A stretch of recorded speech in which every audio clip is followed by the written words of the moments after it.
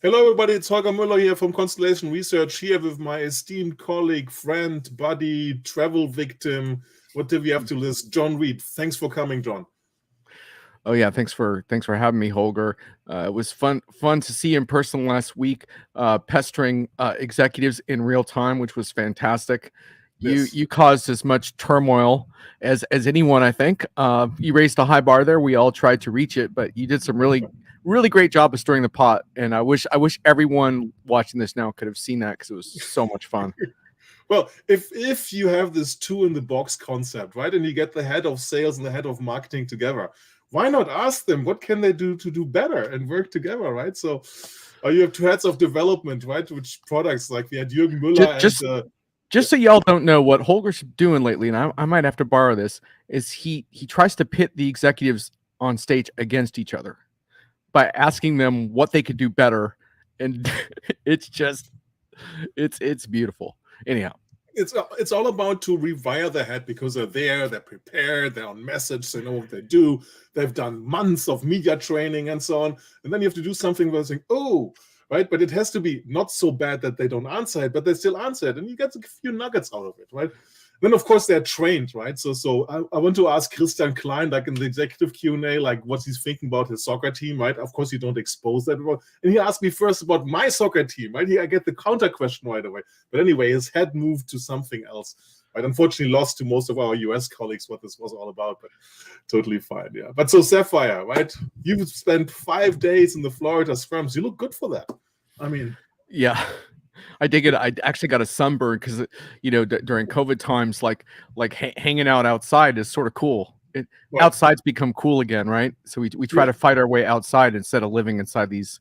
So, but yeah, it was good. I mean, the one thing I can tell you, and obviously, like, you and I, we cross paths a lot. I have, like, we kind of land in that media analyst hybrid category. Like I'm a little more on the media side, you're a little more on the analyst side, but we both put out a lot of media, right? And the one thing I can say about putting out media and informing people is that being on the ground is just, and I'm a big virtual advocate and stuff. I think virtual is untapped in certain ways, but like the things I can find out on the ground are like incomparable to what I can do virtually. Like, so for example, when I hear questions in the keynote of things that bother me, what happens next is I go down to the show floor and go to the booths. And I asked the booth folks like how does this affect licensing, and like little details that they would know, right? And those nitty-gritty details are actually really important, Of course. So for example, with SAP Signavio and SAP pushes process insights now as part of RISE, like aggressively. It's always been there, but they're pushing it hard this year. You heard it in Klein's keynote. So I wanted to know, like, it sounds like they're having all these sit down conversations. Are they really, like, can they do that without a license? And so what I found out is that customers must have either a RISE license or a Signavio RISE license to benefit from those sit down conversations. Now, I really like the idea, and I think it's important, like, because now you can really frame it in terms of let's talk about your overall process issues and what your transformation objectives are. So I think it's very smart on SAP's part, but this is an important detail. And look, every vendor does this, right? They talk about stuff on stage, and then there's particulars around licensing and pricing and GA or not GA that are incredibly important to not just customers, but to you and I, right? And on the ground, availability, training, people knowing how to use it, right? There's always the beautiful landscapes, the flowers, exactly. Blossom, the reality. And on the ground, on the ground, we can find that stuff out, and we can get it confirmed. I mean, obviously, you can do it later, but it's so much more efficient to just pull someone aside. And unfortunately, a lot of times they're unsuspecting, right? They don't know that they're confirming a vital piece in the story. They're just like helping out, but it's beautiful. You're absolutely right. Those are the nuggets where you can figure out what really is happening, right? When you wash the marketing gloss away of the big events, right? But I think must scrape off the gloss, right. I mean, but the biggest thing is, right, it was the same space, right? The huge, humongous Orange County convention center, like in Orlando, right? And there were only 7,000 people, if there were 7,000 people, right? And that, of course, takes a little bit the air out of the room because, like, I mean, I don't know how many times. I think I've been to Orlando. I checked my pictures the other day, like 94, my first Sapphire there, right? So, and I mean, you compare, right? And there's 25,000, 30,000 people. It's a little different dynamic, and and energy in the convention center than if there's 7,000. Yeah. Well, it's some enterprise peeps won't think like this, but when you go back, unfortunately, to how far back you and I can go, Sapphire was Dreamforce before there was Dreamforce. You know what I mean? That's right. That's right. Because back in the day, you would literally sign 3-year, like 7-figure deals. You would basically close those deals at Sapphire, and that doesn't happen anymore. Obviously, no buyers sign deals in the middle of a conference anymore. But basically, there were handshakes and deals done, and so that changes everything. But one thing, SAP's been taking quite a bit of criticism, including from some of your colleagues. We won't name them, but we know who they are, right? I'll give you a hint. Yeah. They're ubiquitous. But around this whole thing, around the size and the scope of the event, and one thing that does have to be taken into account is that SAP did adapt this for pandemic circumstances. So Sapphire used to be the big international show. Now there's 6 or 7 Sapphires in different regions around the globe. And frankly, I think at least for the foreseeable future, for the next 2 or 3 years, that is going to be the model for most large vendors. Now, that doesn't mean that SAP can't rethink some things around what they did with Sapphire Orlando. So, for example, there were a lot of customers that wanted to invite their whole teams, and at first they were told that they couldn't do that because SAP was trying to manage the scope, and then later they were told they could. So SAP was trying to figure out how to do this, and I want to get into this from the partner perspective, because I did hear from a lot of partners that were screaming bloody murder because they're used to having full access to Sapphire. And many of them either could not get in or could not afford the pricing tiers of a more exclusive event. And so SAP does need to learn how they can be inclusive of their partners while also managing the scope. Like, so let's say SAP doesn't want to have 25,000 people in the same room right now. Okay, then they still have to figure out how to be inclusive, and perhaps there's more virtual showcases and things like that. But this is really important because I want to bring this up because I've already written about the conference on Diginomica, but one thing I didn't talk about very much that you really honed in on, I think, in your coverage in the tweet summary you did, is the role of partners. And I'd love to hear more from you on this, because you really picked up on how for SAP to fulfill the strategy going forward, it's going to really need its partners in a different kind of way. Can you just tell listeners more about that? Because I think it's really important. Right. No, it's great. I mean, it came out of the executive Q&A, right? I did this day 0 first event with the executive, right? Where Christian Klein, the CEO, was very clear of saying, we need to do more with partners. And I don't know if we can mention the partnership or so. They're giving away revenue, right? That's very, very different than the traditional SAP, who said, we can build everything, most likely in Waldorf or whatever. We do everything soup to nuts. So I think core value proposition and going to market now in a much more differentiated way is showing that SAP realized it needs the partners. Why does it need the partners? Because it cannot build physically, capacity-wise, investment-wise, everything themselves, right? So that's the interesting realization. And the irony is, right, for me, in the conference, which is like the biggest partner news to a certain point, you have a really hard time to find the partners, right? Because the traditional behind third, I don't know if it's north or south, I always get confused in the convention center there, right? Which is always partners, right? Partnerland. That wasn't there. Right, and then I heard later, because I was only short till Tuesday, that there were separate partner booths, but they were all branded neutrally by SAP, and you wouldn't even know you're in the Deloitte section and so on. Someone told me, but why would you not explain that to people? Right? Why would you not explain it to partners? And so to us as an audience was really a surprise to me. But the different stance to partners, that was refreshing to hear, was a realization where SAP really stands, in my view. And now we have to see if there's just a few announcements around Sapphire and Orlando and it peters out again, or if it's really a changed attitude and SAP will come up with these large solution maps for their industries, right? That's the big elephant in the room. How they're going to fill out the capabilities on S/4HANA from the industry perspective to get customers right in time for 2027. And if that's going to be a strong co-partnered part. Yeah. So one of the stories I've been chasing down is SAP's public cloud ERP strategy.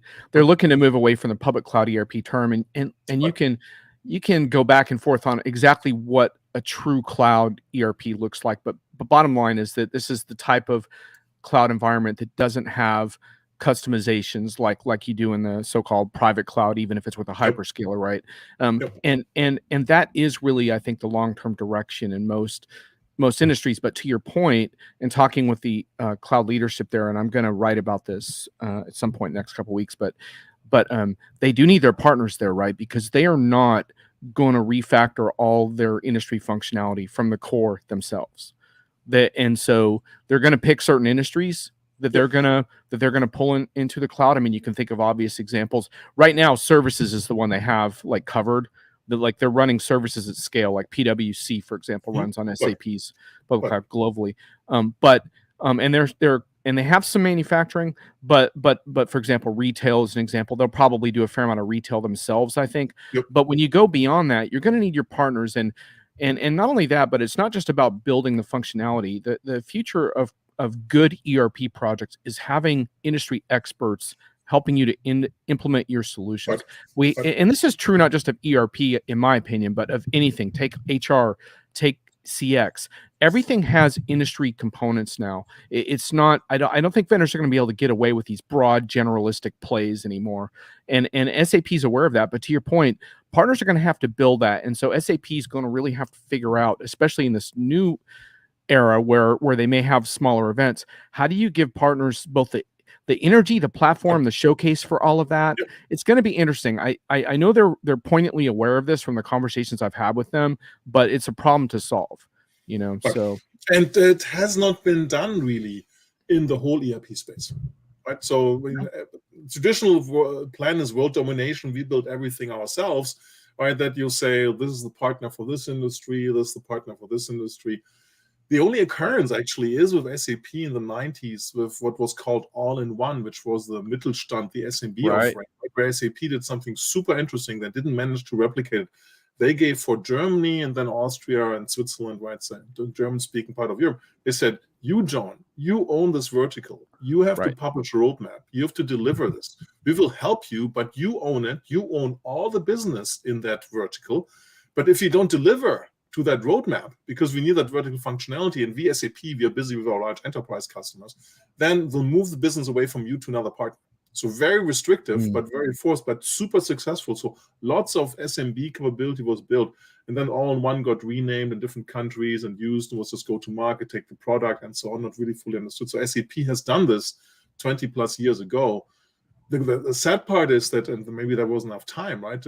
I always try to put myself in the shoes of a customer, right? If I'm a large SAP customer, and by the way, adoption of RISE, right? I mean, that was actually a big surprise, right? 2,000 out of the 17,000 RISE, that sounds great. But then clients said 60% are net new customers.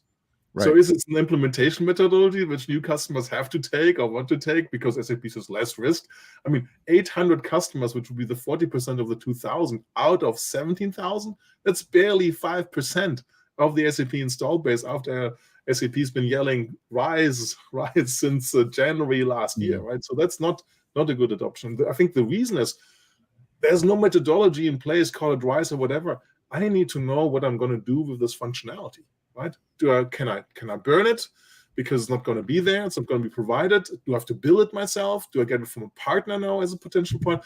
And this 5-year roadmap, which every large customer needs to be there in 2027, SAP missed the boat in my view completely to lay that out, right? And maybe not like what's going to ship in 2026. We're going to say this is the partner for this industry. This is the functionality for this industry. We're going to build this. We're not going to build this, right? You have to have the guts to say, yeah, it was great, but it's not going to come. So do something else. Look for something else.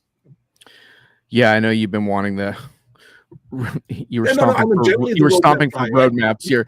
You want to see the timelines. You want to see the roadmaps. And look, I mean, I think the more that vendors can openly publish public roadmaps, the more sort of credibility we can attach to their forward plans. I get that. But the problem for any board, for any CIO right now on SAP customers, do I want to waste another year or wait another year, right? By the way, they should have said, okay, multiple Sapphires in multiple locations. We're splitting this, right? Maybe they should have said Orlando is going to be themed on supply chain and sustainability. Wait for the HCM or the purchasing or the CRM announcement for later in the year, right? We have themed those Sapphires. That could have been a smart choice because then we wouldn't have said, oh, where's all the stuff or not all the stuff? Or did they traditionally shoot all the bullets in Orlando and then it's just going to be a warm-up with 1 or 2 sprinkles across the board? But if I'm deciding right now what I'm going to do with my SAP part, and I'm a large complex customer, larger customers in multiple countries, I need my 3-4 years. So I'm just going to wait for another year and hope and pray. I'm going to say, okay, that's it. I'm just going to do an RFP.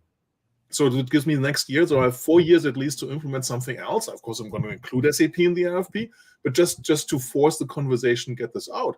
Or through that RFP, I can get SAP say, okay, the 2027 deadline, we're 2023, we're 2027. Maybe there's 2031 for you too, right? Which takes the pressure off everybody, right? So Well, that's, of course, a dance in the background. Yeah. So look, I mean, there's a couple things here. I mean, I think the one thing I do want to challenge on a little bit, just so that listeners that are a little jaded understand this.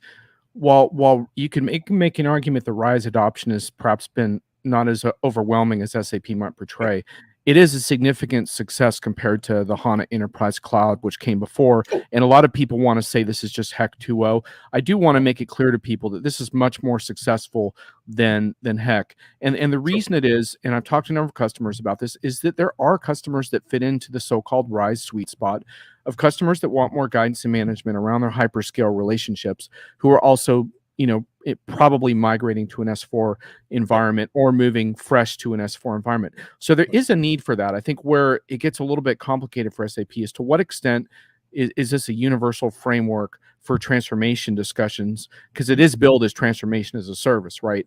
To what if you want to view it as a universal transformation thing, then yeah, it has been underwhelming. If you want to talk about it in terms of, yeah, we can really help you with your hyperscaler management, and oh, by the way, do that, convert from a CapEx to an OpEx subscription arrangement, it actually has been fairly successful, I think, in that limited definition of it. And so the thing I think I just want to point out there is that, there's actually a number of transformation models that vendors push in the enterprise right now. And I think that's probably good for customers because there isn't one transformation model. So for SAP, for example, they primarily push the ERP as digital core model, right? So in other words, you start your transformation by modernizing your core because everything ultimately is tied to that in the end. But of course, a CRM vendor, pick your vendor. We can think of one that puts on big shows.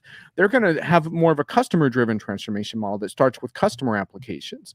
And so there's various competing models. But one thing we know for sure is that no one wants to embark upon 3-year elaborate projects with questionable return on investment from a business perspective. And that makes things harder for SAP if they want to push a digital core model. Because now it used to be if you could just standardize your landscape and get rid of technical debt, that was enough. Now you have to actually make that business case against competing transformation priorities. And to me, that's the fundamental problem and challenge here, not so much RISE, but the fact that ERP is no longer always perceived as, oh, we got to upgrade this first. Like there's a lot of competition. There's for example, there's supply chain driven transformations. There's analytics and data driven transformations. There's a number of models, and SAP does have the ability to speak to a number of those models. And one of the things I think you're going to see from SAP in the future is less focus on ERP and more focus on the rest of its assets as well. But that's a different conversation. Right. Yeah, and to be fair to SAP, right, launching an upgrade implementation methodology, I see it more like an upgrade implementation methodology, right, with RISE. Right. We've set the business transformation as a service elements in there. During a pandemic, when half of the industries are in break mode, right, not doing anything, not know if they're going to survive. 1/3 is in the stutter mode of on, off, close, not close, right? Don't know what they do. And the other ones are so busy that they say, no, essential business, right? We just realize it's not a sprint, this is a marathon. I don't know when it's going to end, right?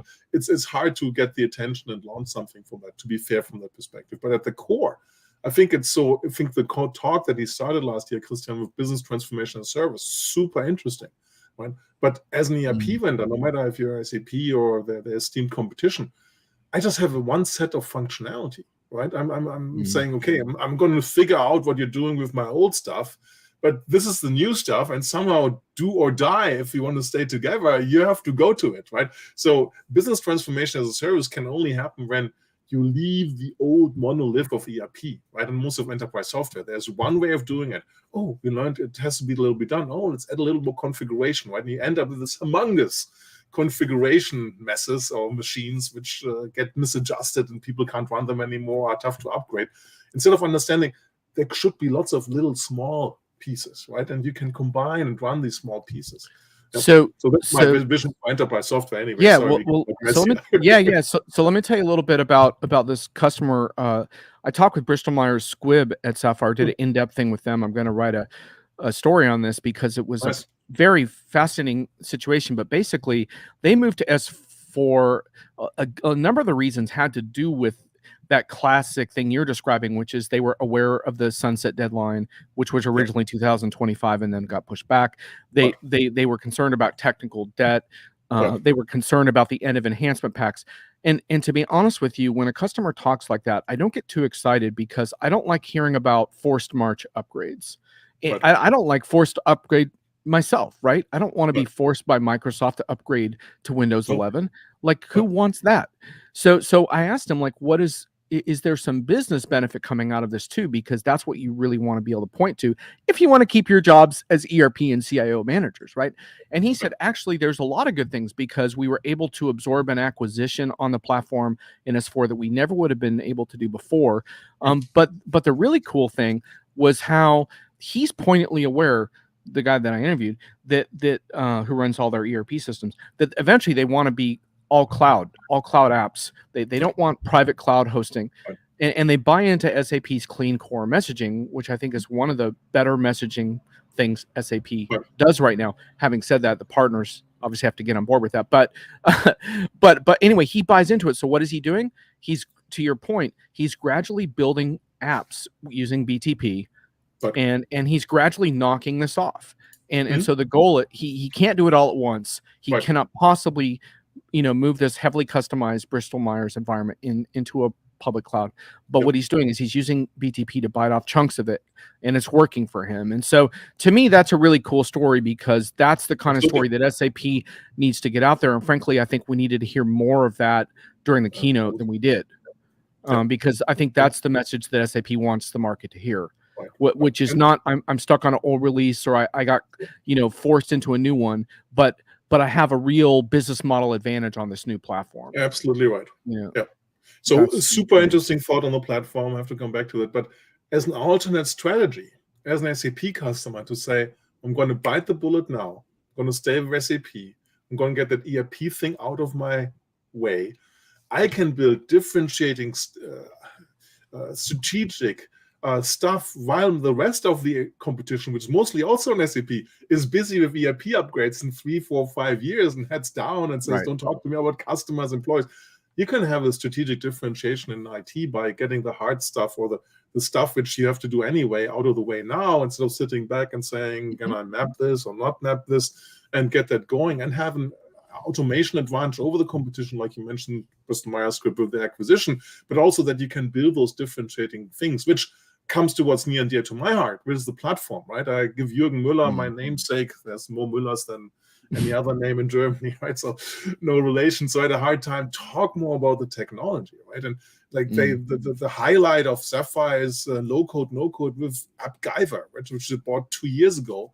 And it's not even part of the keynote, as much as Christian Klein says how important the platform is and so on. And then you have this almost lame keynote after the keynote, the panel talking about the technology, right? So one way, like you say, Bristol Myers is a great example, is to excite people to go there. I'm going to be on a modern platform that works well with my ERP system, and I can build modern applications on top of that and differentiate myself. And that message was Zippo. Yeah, I mean, they talked about BTP a little bit in the keynote, but what I will tell you is I thought we heard more persuasive stuff on that outside of the keynote. And this is always the trick, right? Because like you want to end the keynote so that other people can hear it, right? Not just you and me. But and of course our esteemed analyst colleagues, the usual suspects, which many of you all know from Twitter, etc. But like, so for example, like BTP adoption numbers are rather high. I mean, they just exceeded a 1 billion annual run rate, which you have to remember, historically, this was a neglected sideshow inside of SAP. But come on, 1 billion HANA revenue? HANA's part of it. We had that when? 4 or 5 years ago? Yeah, so I'm just saying, I remember when it was a trickle, though. Yeah. And now there's what, like 13,000 customers approximately. There's no other option. Yeah, Every yeah. SAP customer. No, there are other options though, Holger. Like you can use AWS or Microsoft. You can use public cloud providers for some of this. You can use APIs. There are other choices. In fact, I talked to an SAP partner on the ground who described this dynamic, and one of the things he said, and this partner's had a lot of success with BTP, which is a whole nother thing as far as like, why isn't this partner on stage, right? Because he can speak to like all the customer successes he's having with it. But one of the things he said is that there's some work to be done around integrating some of the BTP components. And one of the challenges that he runs into is what I was saying, which is if SAP doesn't make it a really compelling platform for customers, and by the way, easy to use without a systems integrator to come in and help them, then they're going to go to their favored tool set with their hyperscaler, and they're going to use that instead. So that's the BTP challenge usage, right? That's a fair enough point, right? What is my app development tool, right? And there I have choices. There's no question about it. But the BTP usage is because SAP has done all this replatforming on BTP for the Six Sisters and so on, right? Right. It has to go up by itself. I mean, obviously, hopefully, my ERP vendor's integration tool is the best integration tool and not a third-party tool, right? Hopefully, the no-code, no-code is the best for that, right? So, agree from that perspective. But the BTP, and the business content too. It's got to have better. The business content on BTP has to be better too. That you have to give them persuasive reasons. By the way, just for those listeners who aren't familiar with Holger's Six Sisters phrase that he threw in there, he's referring to SAP's attempt to push all the cloud products into using BTP for any of their extensions. So BTP essentially becomes the core platform that unites all of SAP's products, no matter what their roadmap might be. So that is sort of the Kool-Aid that SAP is pushing. So Ariba, Concur, SuccessFactors, Hybris, Fieldglass, Qualtrics. Maybe I've miscounted. Maybe it's only 5 systems anymore. I don't know how to count them. Well, one of the sisters kind of became very independent. I'm not sure how you describe that. Very independent sister.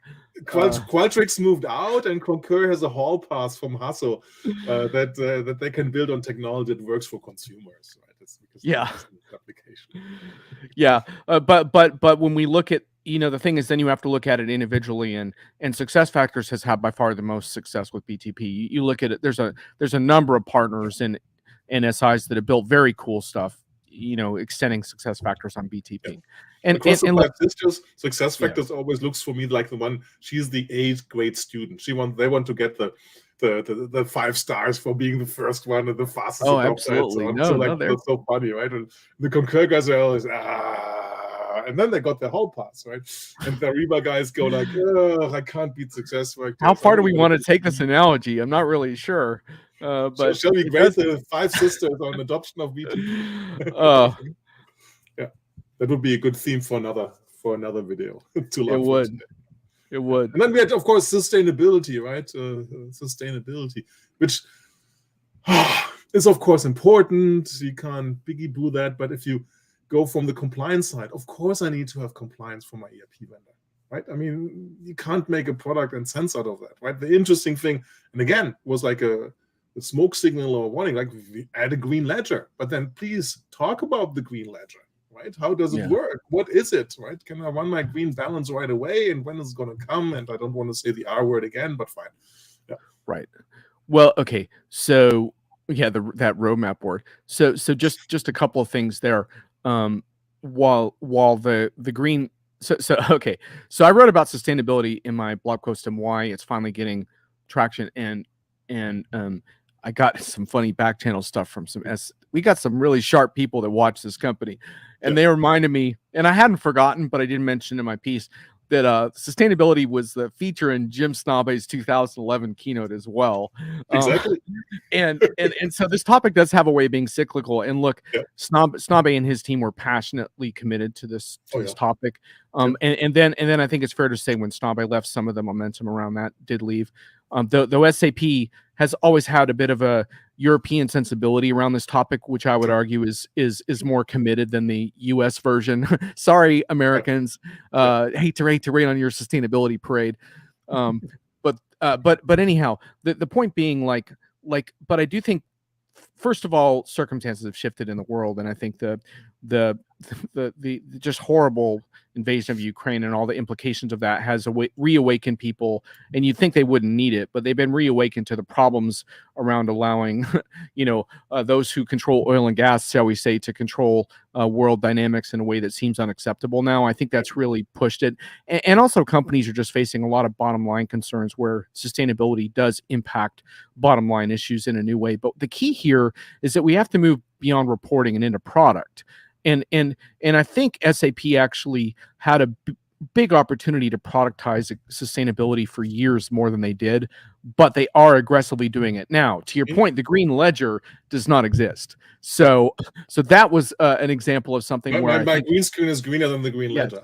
The green screen, but they did announce a number. They did announce a number of things that do exist, and so I think it is important to mention that SAP Cloud for Sustainable Enterprises is out.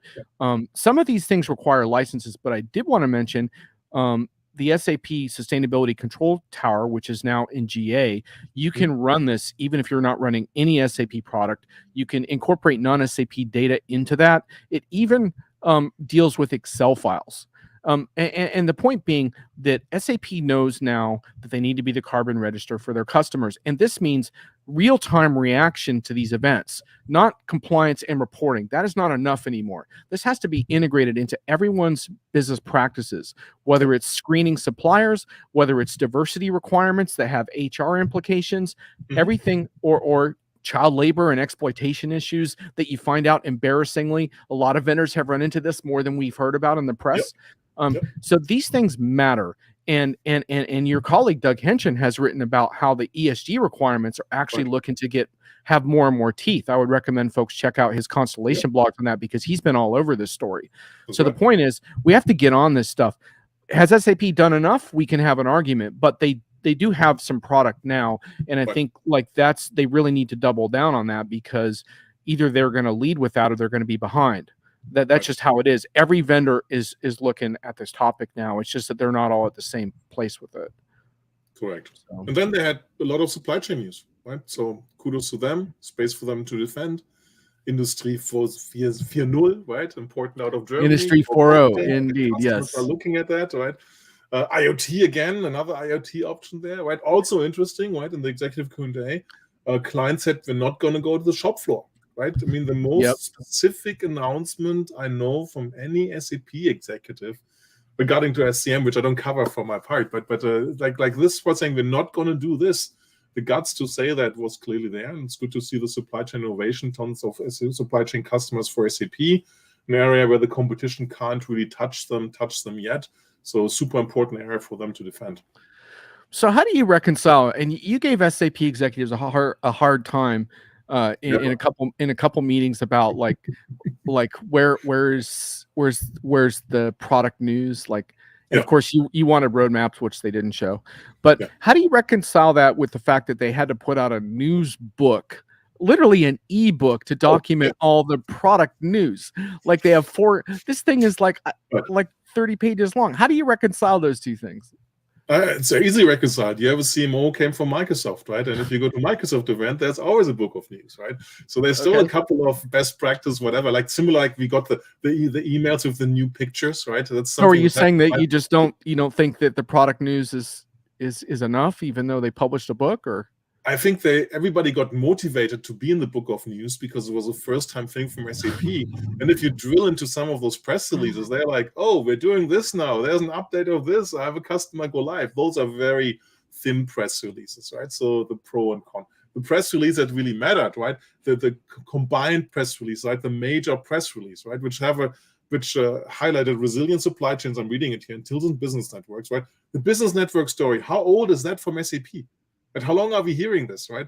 Nothing happened there, right? Sustainability, of course, business process transformation, and yay, we're doing something with data and AI and no-code, low-code, right?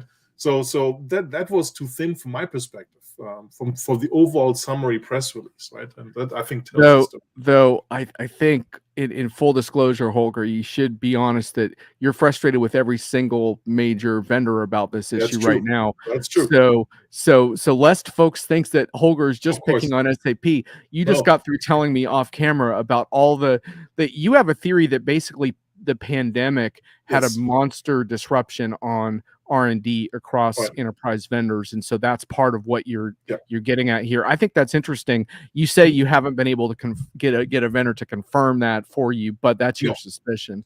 No, this is my suspicion, Yeah. and having built product for 25 years, right? So from my background before becoming an industry analyst, it's puzzling me, right? Because the remote work has been happening with different talent pools, centers, and nobody has blown me away, right? Pretty much all the other vendors are basically announcing what they're going to do now, and happening now is if 2 years nothing happened, right? Which is understandable. Maybe developers are supercharged and pumped now, but I think there was an over-reliance to do things together. And somebody, not to be mentioned, said it's hard, told me, which I agree, and now we're talking about this, right?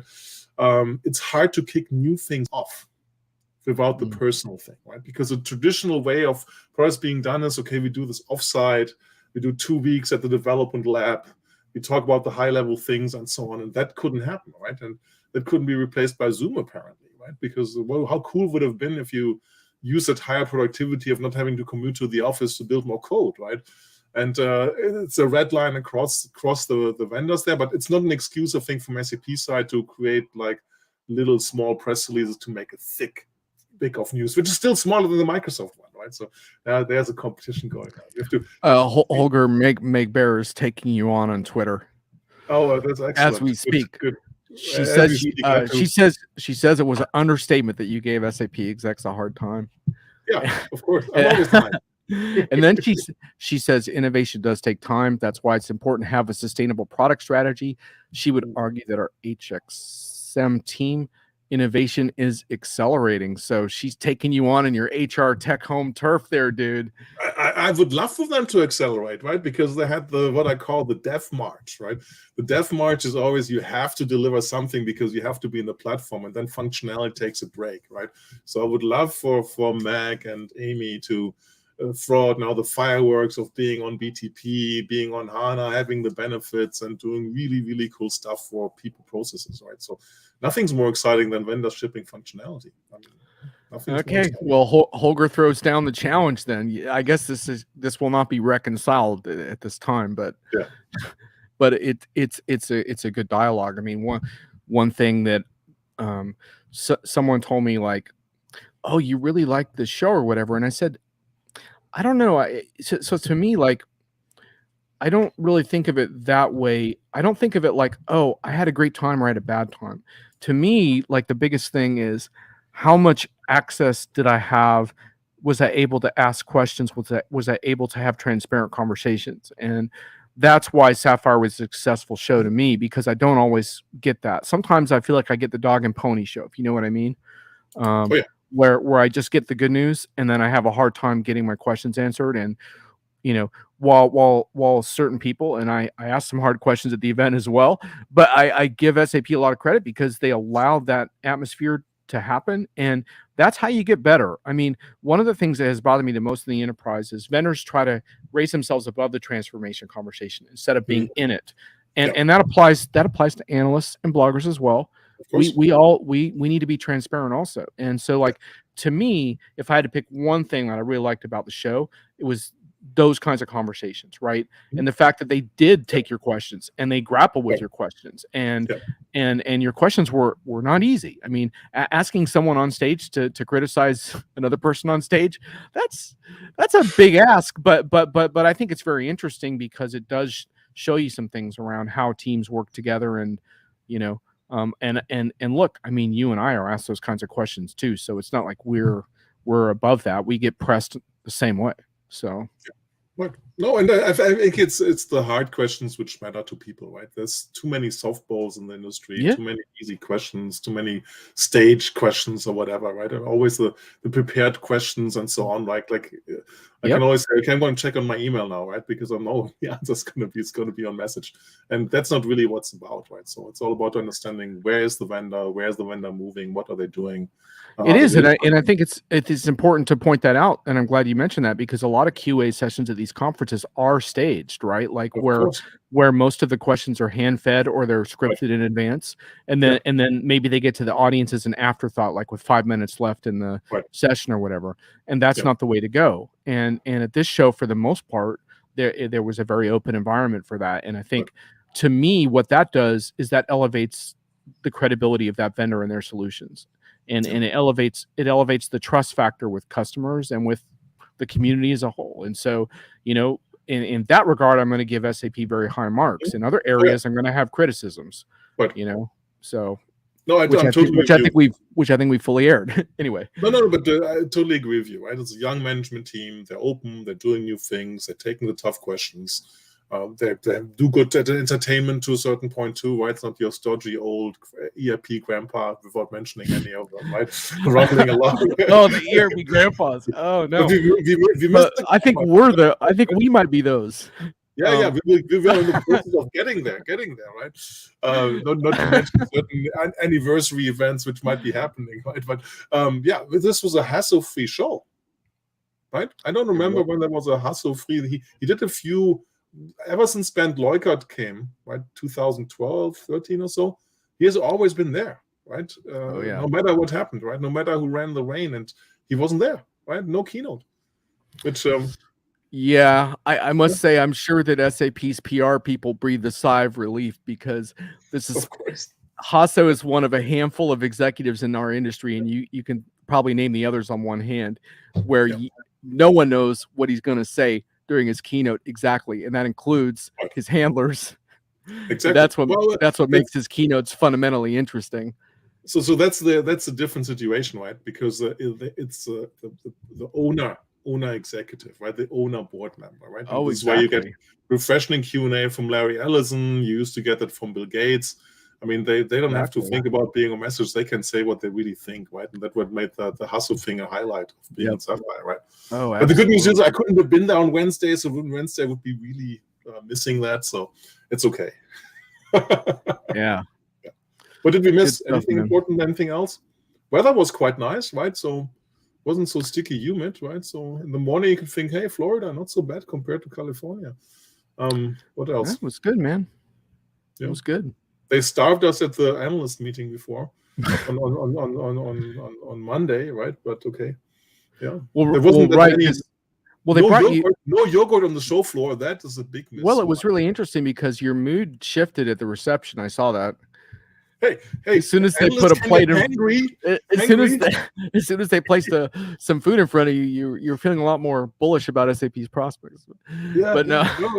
It was I should have taken the before and after picture, right? We were able to register for the select thing, and maybe 10 or 12 analysts related. But the whole refreshment food area was completely raided afterwards. I'm picking up on some clues for Holger and analyst management here. For those savvy watchers who run these programs, I think I'm seeing some clues. Yeah, no. It's our own Constellation event manager knows. As long as there's yogurt on the show floor or yogurt available, I get degrees more happier. So here's a free tip.